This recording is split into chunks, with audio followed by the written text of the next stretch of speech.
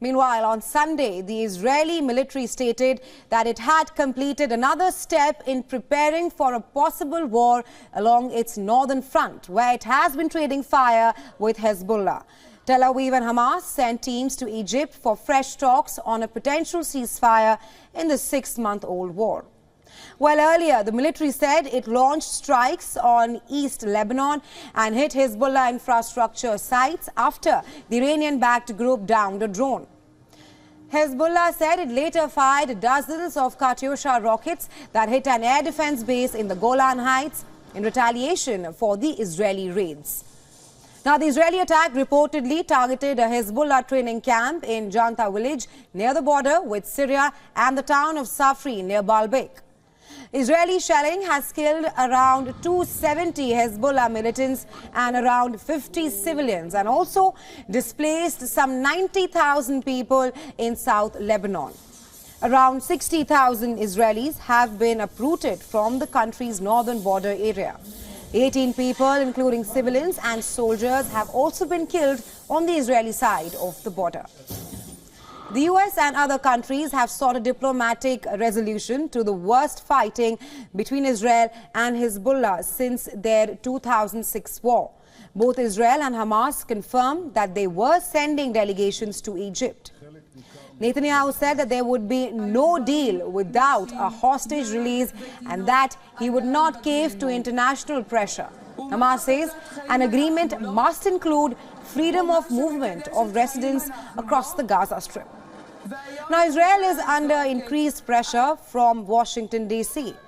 Biden has demanded that it should improve humanitarian conditions in Gaza and work towards a ceasefire, and said that U.S. support could depend on that. It was the first time that Biden, a staunch supporter of Israel, has sought to use the U.S. backing to influence Israeli military behavior. Well, Biden has also urged the leaders of Egypt and Qatar to pressure Hamas to agree to a ceasefire and hostage deal. Around 130 hostages are still being held in Gaza. Israel says an incursion into Rafah near the border with Egypt is needed to eliminate Hamas. Meanwhile, anxious foreign powers have said it could exact an unacceptable toll on civilians, with more than 1 million people sheltering there. Israel says it will evacuate civilians before launching an incursion. Palestinian residents of the South Gaza city of Khan Younis said that they had seen Israeli forces leaving the center of the city and retreating to eastern districts. Hamas ceased to function as a military organization throughout the Gaza Strip.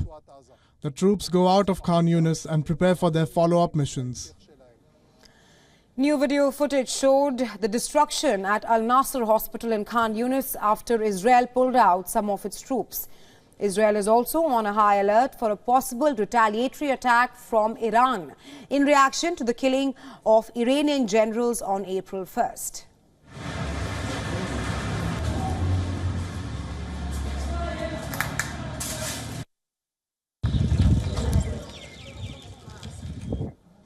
The Israeli Chief of General Staff, Herzi Halevi, said that Israel knows how to deal with Iran offensively and defensively. He said, "We know how to act forcefully against Iran in both near and distant places. We are operating in cooperation with US and strategic partners in the region."